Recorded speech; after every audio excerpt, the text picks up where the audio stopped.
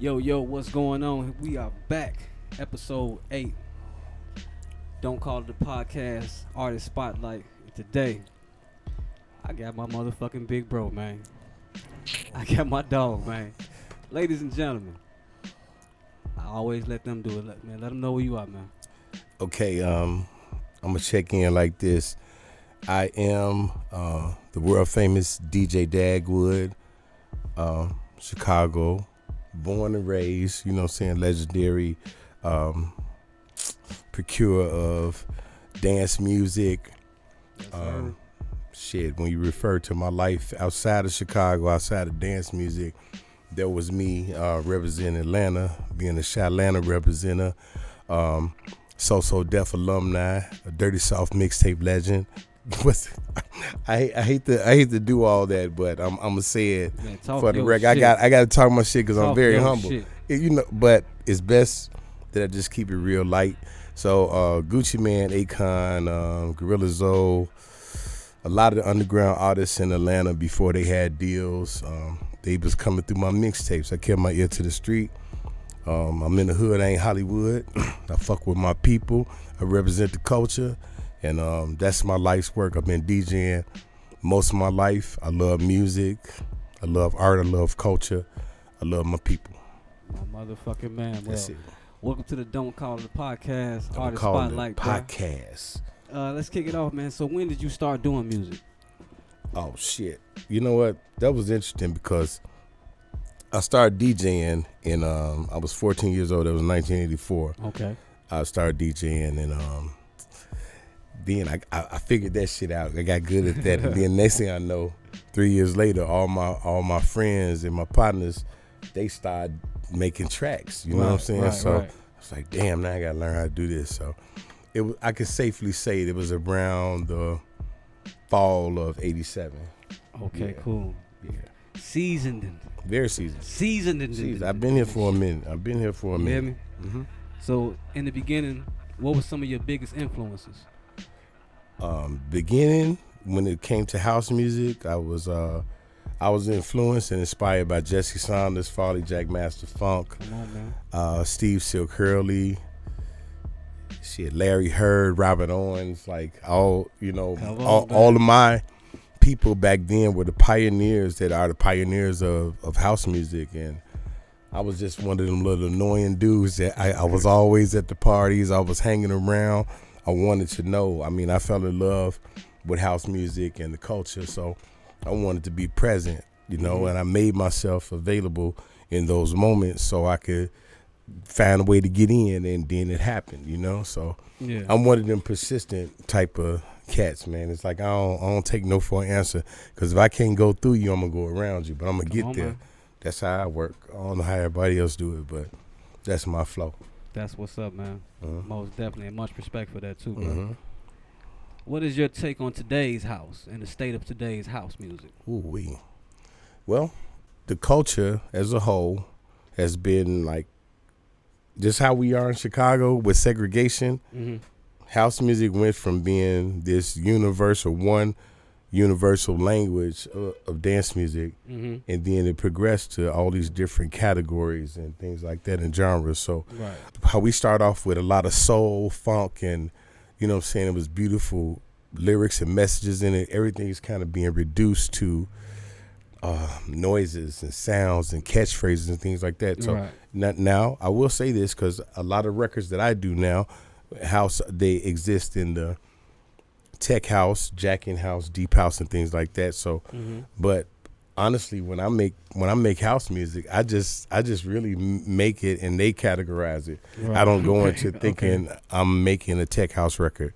Now, some of the collaborations I do, I know some of those artists are tech house artists. So, I kind of got an idea of the outcome of those projects. But like I said, I just love the culture, and then you could still hear in the recordings that I do, you still can hear that ghetto house. You hear that West Side house music. Yeah. You hear that Chicago swag and things that I do.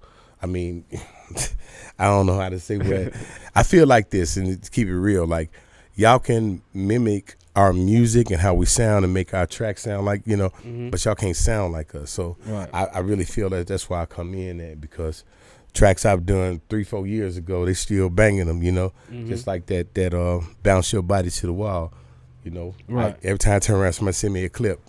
Derek Carter was playing it for 10 minutes at the Arc, you know what I'm saying? And, shit, Carl Cox represents. Shout out to Carl Cox, Dennis Farrar, and some of the big names in house music. But I'm honored that these people play my records, and they get behind me. So I like that. That's cool, and I do the same in return. No doubt. Mm-hmm. So we are living in an era where streaming is king. So I want your input on the streaming era versus the physical merch era, the CD era, and the getting out here with your merch, your T-shirts, your streamers, your flyers. Yeah. Well, I'll say, if anybody hasn't ever had the experience of grassroots marketing, campaigning, and getting some flyers made, business cards, going to the people, networking, what I'm saying, getting in front of people. Everybody want to rely on social media advertisements and things like that in your posts. I mean, fake likes and all that stuff. People sometimes don't even really look or read your shit, or but you'll think about it like, damn, they really own my shit. But you'll never know if they own your shit until you take it to the streets. So I encourage you. Like, I don't say that the ads and things like that with social media don't work, but you have to sell yourself. You have to be present for your blessings. You have to get out there and meet people. Like I said, when I was younger, that's all I did. I was on it like I wanted. You know what I'm saying? Because that's how you got to do it. I'm from the Chi. I'm a hustler. Yes, sir. And you got to grind. But the other part of your question, when you said, how do I feel about streaming versus, physical records, like records, CDs, cassettes, and things like that.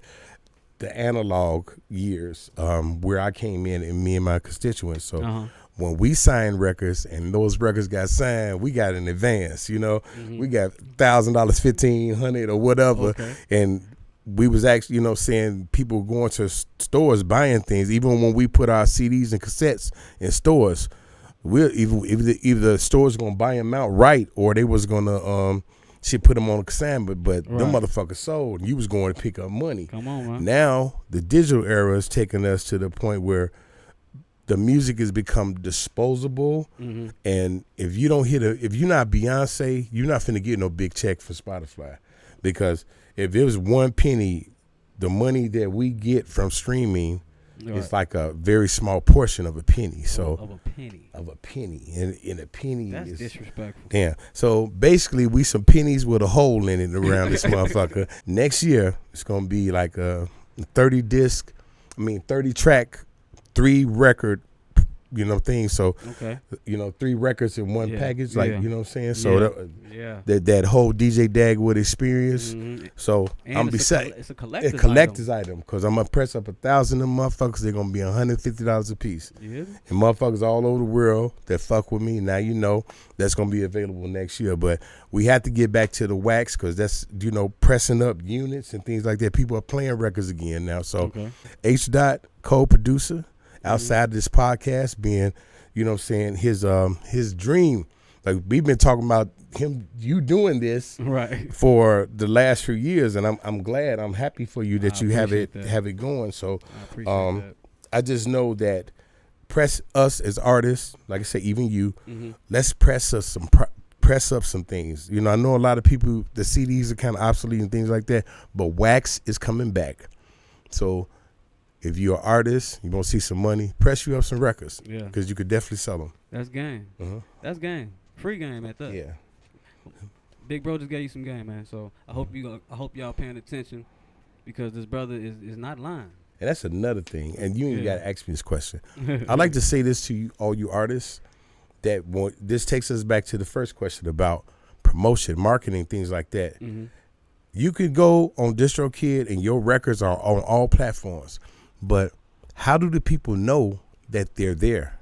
How are you going to make $1 million or even $1,000 if people aren't you know what I'm saying? Like, you got to get out there promotion and shit, you know, spend a little money, buy some lawn signs, goddamn it, hang them, put them on the side of the expressway. Right. Lawn signs, I did that. I promoted one of my party. I thought that was gonna be a good idea. It was a little bit. Okay. But I did it too late. But them lawn signs, put a lawn sign coming soon, your record. Mm-hmm. And motherfuckers coming off the expressway, coming from work, they're like looking at that shit like, shit, who is this motherfucker? Right. The nerve of this artist. Right. And then you've aroused their curiosity. So now the next step is them like tuning in, liking your shit, and then buying, and then becoming a fan. This is what technology will come in with that too. That's cold.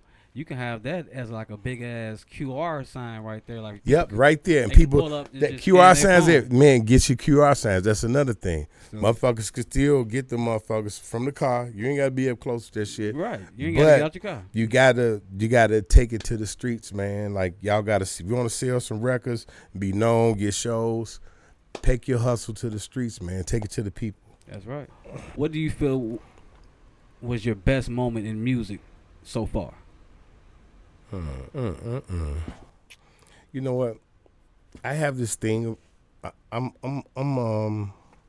have this thing about myself, G. Like, I really don't never think I still look at everything I've done like I ain't did shit yet. Right. And that's weird. It's so hard for me to look at any accomplishments that's happened and think that, damn, like, because I do stuff. I honestly make shit and then I forget about it. I done worked on it so long. I was in that moment. And when it's done to fruition, I'm kind of off to the next thing, so I don't pay attention. Right. I'm aware of that I've had a lot of fun. I've learned a lot of things. I have had the opportunity of working with a lot of amazing people. Yeah. Amazing people on this earth. Like I say, I never would have thought me leaving Chicago in 2001, moving to Atlanta, a nobody. And then I had one opportunity in front of me, and that was to be a part of So Dev's promotion and marketing department. I mean, I moved to Atlanta from Chicago. I had a Lexus truck. I'm riding around the AU Center in my fucking $30,000 fucking truck, right, hanging up shit on the poles, because that's what we was doing. We was promoting, you know. So I learned that. And then I got noticed for being so into, like, you put something in front of me, I'm gonna get it done. When I first moved to Atlanta, I ain't know nobody, so wasn't no distractions or anything like that. So I got shit done, man. And then I was just welcomed to the family wholeheartedly. And then shit, just being on the road, doing stuff. And then I discovered the whole mixtape game, because I got to Atlanta. Man, them fools got the flea markets. I'm like, shit, you can see the motherfucker. You getting all the movies. The Africans had this shit on lock. All the albums that's out. Yeah. And they sell them motherfuckers for $1, because I'm like, damn, how the fuck is this possible? We ain't got it at that crib. Yeah, well, no, we did have some of that at the crib, because I remember going on Pulaski and Madison and kind of noticing that motherfuckers had, you know, the videos and shit. But when I got to Atlanta, it was huge. So I was thinking, like, damn, what if I start making mixtapes and I bring them to them? Right. You know what I'm saying? Right. So what I did, I made my mixtapes, and I convinced the Africans that, you know, let me sell y'all my master copies of the mixtapes. And shit, they went for it. They started pressing the motherfuckers up. Mm-hmm. Before I knew it, my shit was all over the South. Right. You know, so shout out to the Nigerians. They used to do the bootleg and shit in Atlanta, because y'all was like my marketing, promotion, and distribution. Come on, you know what I'm saying? So, because I'm telling you, man. DJ Drama and everybody, like, when they used to, Jeezy first mixtape, I never forget. Them Africans got hold of it, and they was pressing them up. Jeezy and them went up in the motherfucking bootleggers, took all the money, took all the shit. Yeah, I had to get in their ass a couple times too, because if I sell you my master copy, motherfucker, right, how dare your bitch ass give it to these other motherfuckers, right, unless they done paid me. So I ain't gonna say what I did, but they stopped doing that shit. So they figured it out. They had to immediately, because I don't play that shit. If I had a sock, homie, don't play that. Right. Mother. Yeah, right. It was good times in Atlanta, and I took advantage of every opportunity. I remember my man Sirius, because I fucking with Lil Jon, because Lil Jon used to be the A&R for So Def, Mm-hmm. Bass All Stars and all that. You'll see Jonathan Smith's name as A&R on all those projects. That was Lil Jon. So and then Lil Jon has got his deal with TVT Records, so he kind of was away from So Def then. Okay. But I had opportunity to meet Sirius, and Sirius was Lil Scrappy's manager, and Lil Scrappy was part of BME Click. So I was the first person who did a mixtape with Lil Scrappy. I don't know, man. It's just been so many amazing moments and opportunities and things like that. But, I have the respect of all my Atlanta folks, you know what I'm saying? Young Jock, shout out to Jock, Gorilla Zoe, Akon, especially Lil Jon. Let's not forget the East Side Boys, Player Poncho, Rashida, all the BMF, because little motherfuckers know, damn, oh man, you gonna get me talking, I ain't gonna be able to stop. But anyway, so my affiliation with BMF came from DJ Kool-Aid, because I was part of Legion of Doom, record-breaking DJ. Shout out to the Legion of Doom DJs, you know what I'm saying, ATL. But DJ Kool-Aid was like, look, these motherfuckers they got two artists, Cross and Blue Da Vinci. Okay. And they won't put on the mixtape, so I started fucking with them, and they was really spending a lot of money with me. And I was at a lot of parties, and I've been acquainted with Meech. We've in the same room a couple times, and I don't know, man. I just had some great experiences, man. Because first of all, I didn't even know that once you become a big mixtape DJ, labels and everybody is after you. They trying to get on your shit with their new artists. Okay. That I became somewhat of a commodity DJ, because everybody wanted in on my shit. But I did all that by myself. I never had a manager. I never had a team. No, man. Because when I left Chicago, I bought all my computers, all my DJ equipment, bought CD burners and all that shit. When I got to Atlanta, I was already set up. I didn't realize I was set up to do that, but that was all God. I always say that everything that's happening for me that's amazingly beautiful in my life is all God, because it has nothing to do with me. Right. I'm just, you know what I'm saying, because he must see some value in me, because shit, I'm still here. Right. And I'm from the shot. I done been shot twice. I done had to shoot motherfuckers. You know what I'm saying? This shit ain't been easy being here in the city.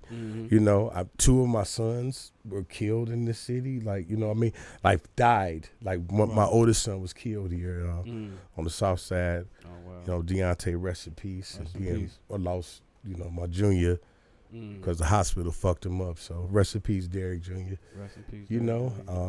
So this whole situation it's been trying and challenging being here, but I kept my eye on the prize, and the prize for me was music. Music saved my life. Falling in love with music, and I don't know, like I didn't have nothing else that I was really interested in. I don't know sports, and I don't know how to gamble.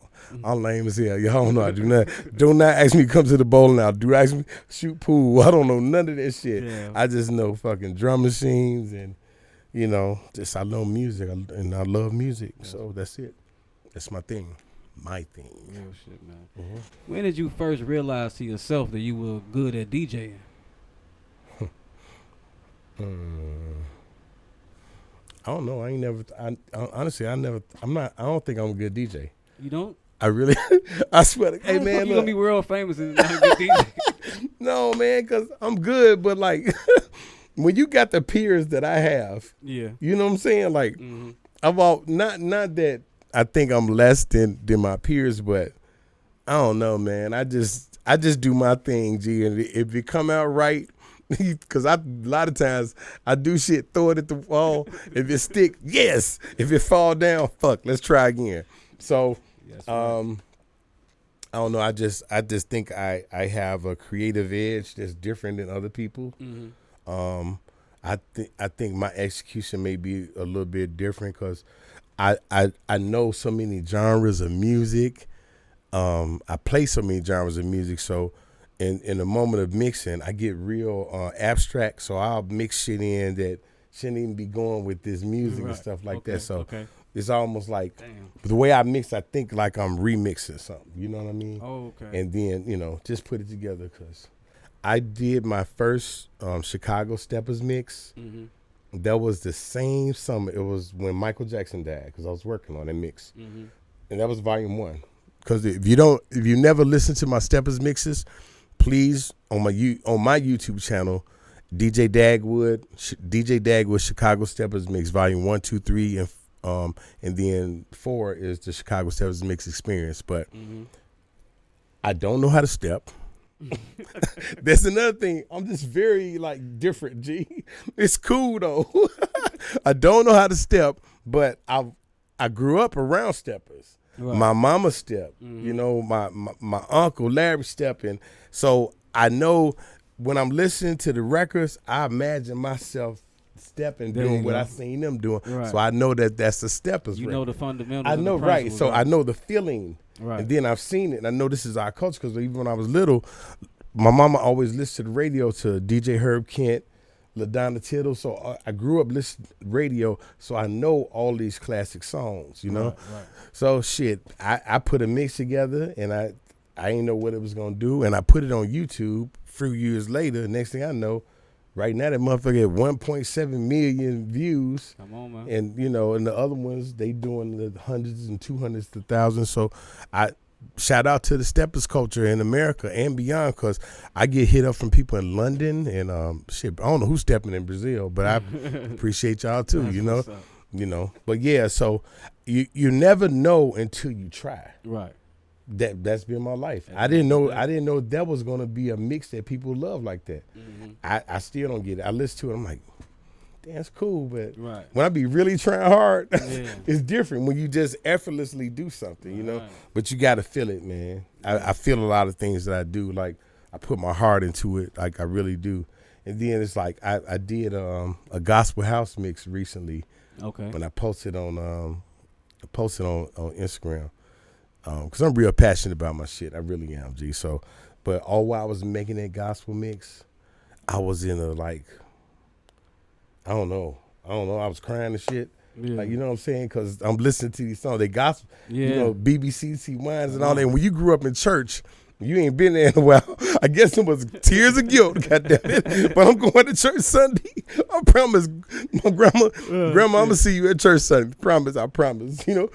Man, shout out to Divine Tree of Life. You know what I'm saying? My uncle, Reverend, died on the west side. You know, so that's our family church. So definitely, Grandma, Rita Mae, your grandson going to see you Sunday, baby. So let's do it. No doubt. No doubt. So what do you love most about DJing? It allows me to travel and be around amazing people. It allows me, I love to see people dance. I love to make people dance. That's always been my thing. When I was a shorty DJing, I was counting. Till like if I did a little basement party on 59th at, you know what I'm saying, Sealy or some shit. Look, no, there's no 59th Sealy. I mean 57 Sealy. Right. Shout out to Lil Trina when I used to do them basement parties over her house on the south side. But I would always count how many people in the room that was making dance and having a good time. Right. Till I couldn't count no more. So that was one of my I know it's crazy. Like, who the fuck does that?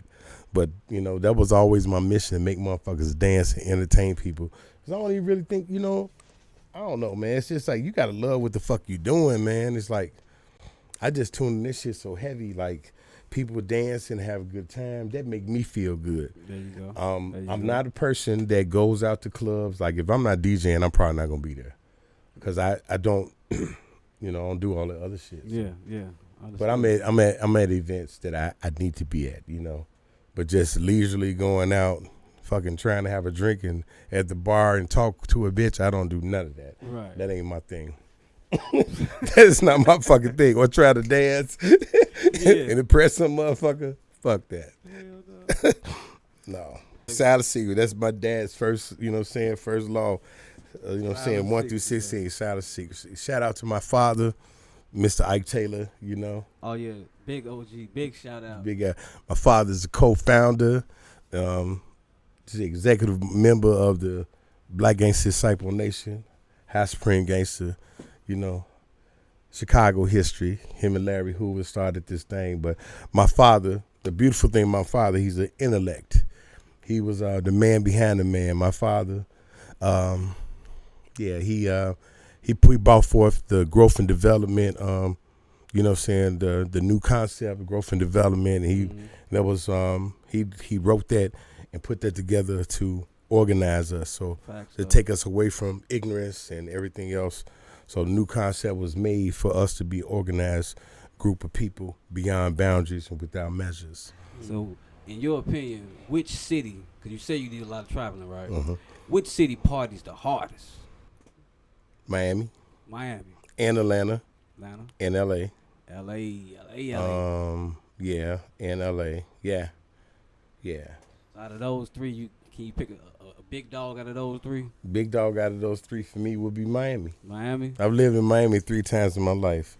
I love you, Miami. I love you, Miami. You know, shout out to all my peeps in Miami, you know what I'm saying?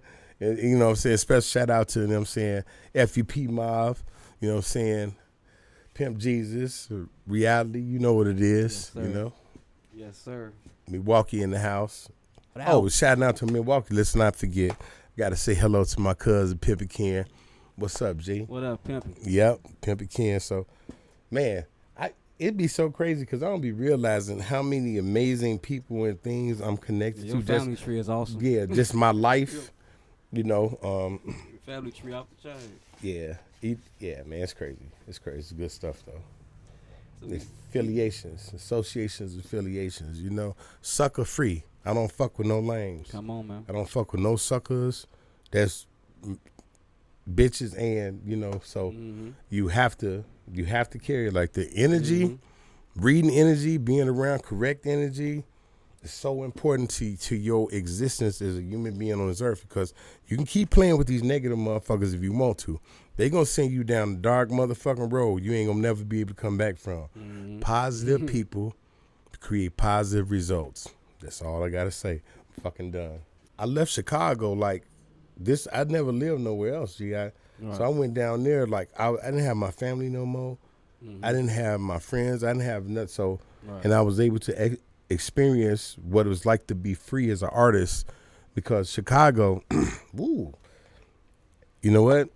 It's like it's Chicago's. What do you call it when you're stopped up or what?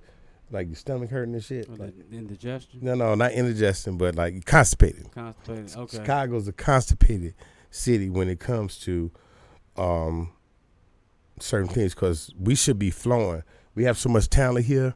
We should have, just like Atlanta, all these different artists. Right. We just have selected few, and that's only because motherfuckers be hating in this bitch. Motherfuckers be holding each other back.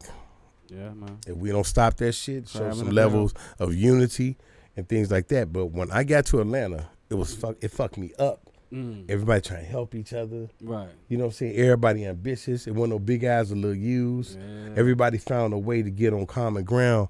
And like this, I know the motion, how it worked in Atlanta back in the days. If you got hot in the street with your songs, you out there promoting and marketing yourself, and then your song caught to the underground, to the streets. Right. You out doing the open mics and shit like that. Yeah. Then next thing you know, somebody from the radio or mixtape DJs or whatever is gonna hear about that song because they want to represent, because they know it's in the street, it's hot. I remember that experience with Nuck If You Buck. Okay. When I heard Nuck If You Buck, shout out to Lil J, Princess, and you know, the whole Crime Mob family. Shout out. When I heard it, sounded so lo-fi. It did not sound sonically like the other records. It was, and then I heard White Tee and all that. So I'm like, what the fuck? Right. This shit is on the radio. You know what I'm saying? I never thought it would get to that level. But this was the company, like them. They were using Fruity Loops. Lil J and what's my man name from Franchise? Oh, I'm fucking up right now. Forgive me, y'all.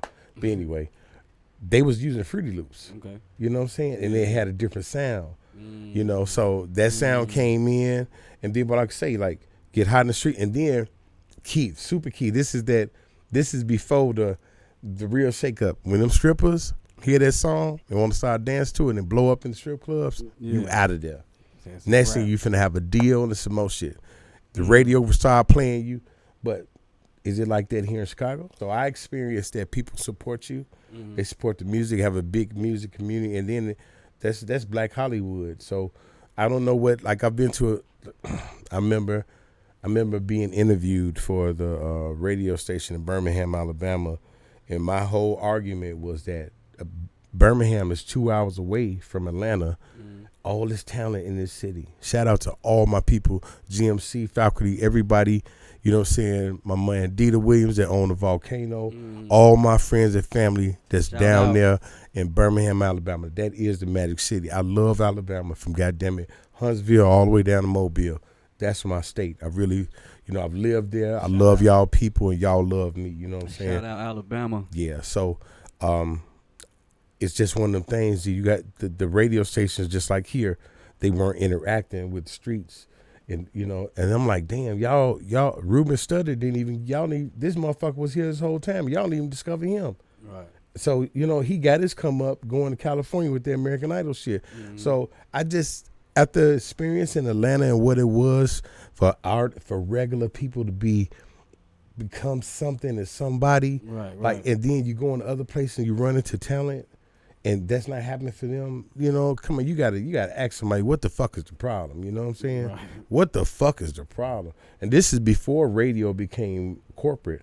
Because now, all these different radios, they don't have program directors. They gonna tell you what the fuck is played, and that's what the fuck you play. Right. So shout out to all the radio stations that still exist, that support their local artists and, and record labels and stuff like that. Because this is important, man, because y'all control how the next step will happen. And then DJs, I will say this, be open-minded, be cool, because you never know. This person that you tell no, I ain't gonna play your record because you ain't, who the fuck are you? You can't be like that. You got to be diplomatic, man. You got to be like, okay, let me check you out. At least listen to the shit. And if it sound good and you can mix it in, fuck with the music, man. Right. Fuck with the music. What you gonna lose? Right. Half, you know what I'm saying? I give a motherfucker a minute and 35 seconds, if nothing else. If it ain't popping, let me flip to get out this shit if I lose the flow. Right. But you can, and then nigga gonna give you $20, $30 to play his record, so quit bullshitting, Right. Play the fucking record. See where it's at, shit. And don't take the nigga money if you don't like the record. So we got to be a little, because I'm telling you, when I started DJing, the thing about, mixing and stuff, you always wanted to have a record or something another DJ didn't have. Okay. That's what made you sick, because you be on motherfucker like, damn, where the fuck, where'd they come from? Right. We used to go as far as taking a marker and putting black all over the label on the record, right, so nobody know what it was. Damn. It was that deep, G, because niggas be over your shoulder. Now motherfuckers at the club Shazamming your shit. Right. I like when y'all Shazam my shit, and I be playing a lot of my own original shit, and it's like no results. Yes, no results. Straight up, man. Yeah. Shout out to Shazam. I love Shazam. So you're a traveling DJ, right? I'm traveling, touring. Touring DJ, traveling DJ. Mm-hmm. How important is it to move with integrity and create boundaries as a touring DJ? Oh shit! When you come I move real stealth. G, I don't be doing too much. When I go out the country, or even on the road, even especially around America, I do what I'm supposed to do.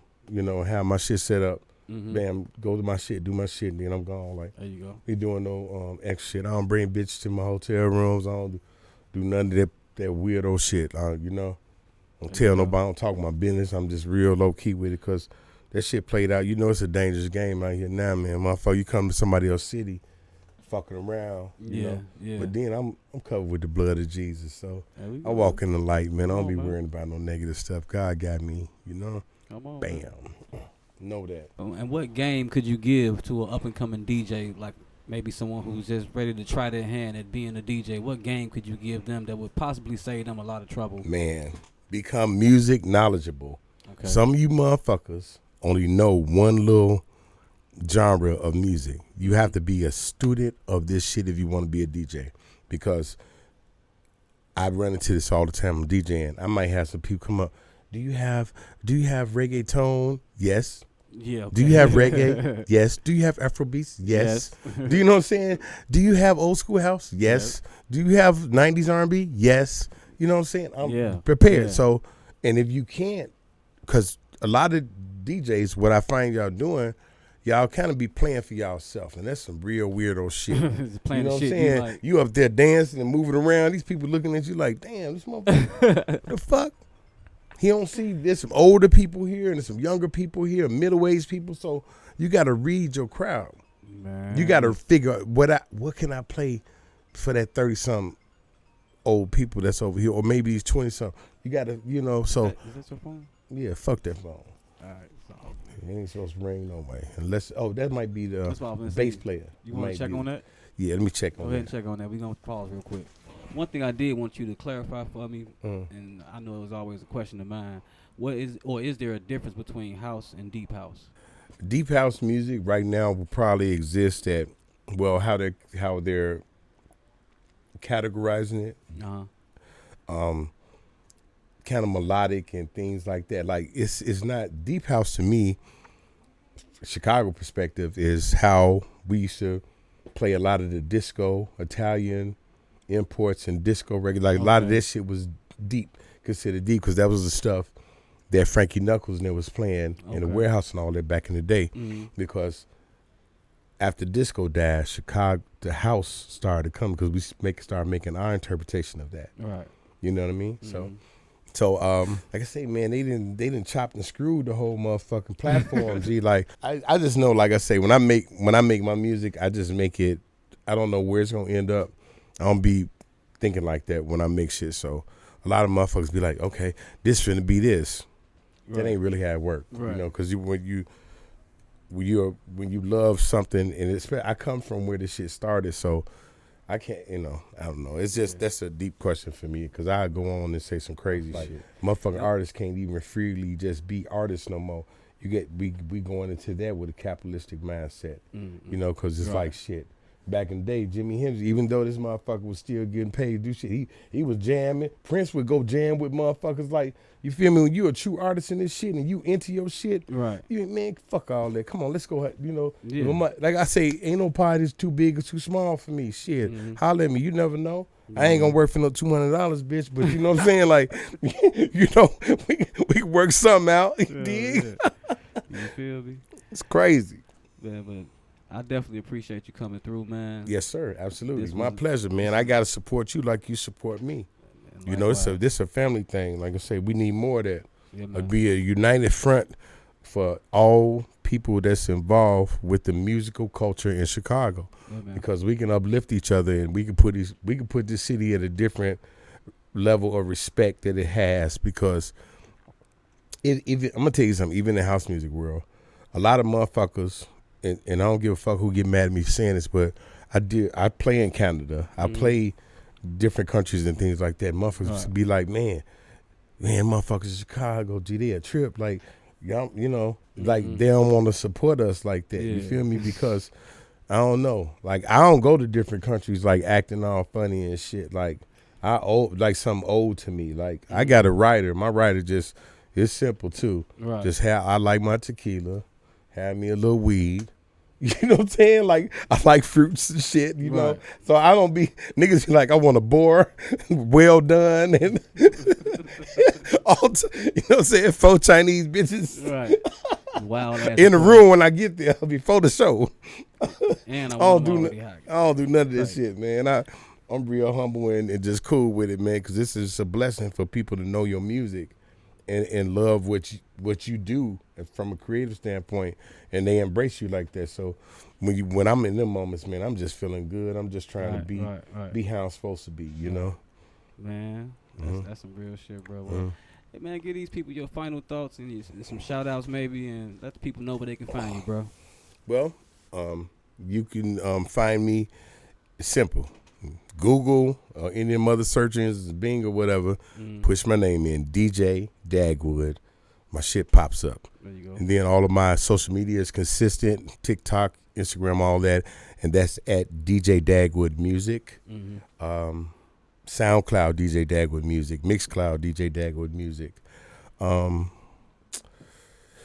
would just like to say if I could add anything to the future of dance music, rap, soul, funk, whatever it is, be true to yourself. Be very diligent about your art. Be passionate and be driven. Be dedicated. Be determined. You know, what you put in is what you get out. And you motherfuckers that really be bullshitting and want, you know, I hate the motherfuckers that, this is me. This is no offense to anybody else, because everybody, but if you are a local thinking motherfucker, don't waste your time with somebody that you know that you can see that they gonna take this shit to the stratosphere. Right. I used to hate because you know I collaborate with a lot of people, and then I run into this sometimes. These motherfuckers ain't built to be fucking with no nigga like me, because I'm on them next level with my shit. There you go. Don't waste my time. Don't get in my way. You know. So just be the best you could be. And then think about the future and what you can do for it. You know what I'm saying? So sonically speaking. But, you know, that's that. But God bless y'all. And it was nice. I appreciate you having me, H. You know what I'm saying? Man. Thank you. Come on, man. It was a pleasure, an honor, you know what I'm saying, to sit down and chop it up with you. You notice I ain't shout out to nobody. Hey, you did man, ask me to do that. Come on, man. No, not going to do it. And with that being said, ladies and gentlemen, don't call it a podcast. Don't call it the podcast, y'all. Peace. DJ Dagwood out.